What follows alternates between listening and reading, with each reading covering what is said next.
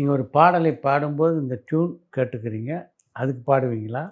இல்லை இந்த படத்தினுடைய கதாநாயகன் யார் அப்படின்றத கேட்டுக்கிட்டு அதுக்கேற்ப பாடுவீங்களா? சார் எனக்கு அதில் நம்பிக்கை இல்லை சார். கிடையாது. இல்லை இல்லை. ம். எனக்கு கதாநாயகனுக்காக பாடுறதுங்கிறது எனக்கு எனக்கு என்னுடைய சின்ன அறிவுக்கு எனக்கு அது இல்லை. ம்.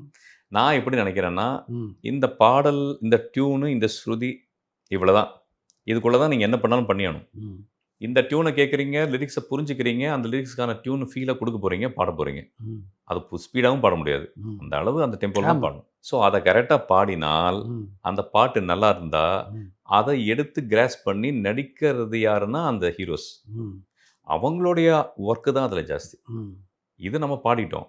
அவங்க அத எப்படி எடுத்து அத கிராஸ்ப் பண்ணி உள் வாங்கி நடிச்சு அவங்க ஃபேஸ்ல எக்ஸ்பிரஷன் குடுக்குறாங்களோ, அவங்க நல்லா பண்ணனால நான் அவங்களுக்கு பண்ண மாரி சொல்றாங்க. ம். நம்ம இவங்க வேலைய நீங்க இவங்க அவங்கள பார்த்தாங்க, மேட்ச் அவங்க வேலைய பண்றதில்ல. அவங்க பார்த்துறாங்க. அவங்க உங்கள மேட்ச் பண்றாங்கன்றீங்க. அதுதான் ஆக்சுவலா. ம். ஆக்சுவலா அவங்க அந்த பாட்டு கிராஸ்ப் பண்ணி பாடுறாங்க இல்லையா? ம். அவ்வளோ நல்லா அப்படியே அதாவது நீயே பாடுன மாரி அந்த அவர் பாடுனாரு. ம். அல்லது அவர் பாடுன மாரியே நீ பாடுன ம். அப்படின்னு புரிஞ்சுக்கிறது தான். ம்.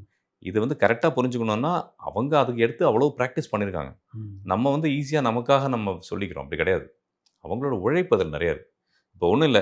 சொல்லாமல் தொட்டு செல்லும் தென்றல், என் காதல் தேவதையின் கண்கள். அதில பார்த்தீங்கன்னா, எங்க அம்மா சொல்லுவாங்க, "அது எப்படிடா நரம்பெல்லாம் வீங்குது அவர் பாடும்போது." ஆ. அஜித்து, ம். அவர் பாடும்போது அப்படியே சிங்கர் பாடும்போது வீங்கும். நம்ம ஓப்பனா அப்படியே நரம்பெல்லாம் புடைக்கும்பாங்கல்ல. அவரு நடிக்கிறாரு. அவருக்கு ஏன் அதெல்லாம் வருது அப்படின்னு. அப்போ அவரு பாடுறாரா? அவருக்காக இவங்க பாடுனாங்களா? அந்த கன்ஃப்யூஷன் வருது.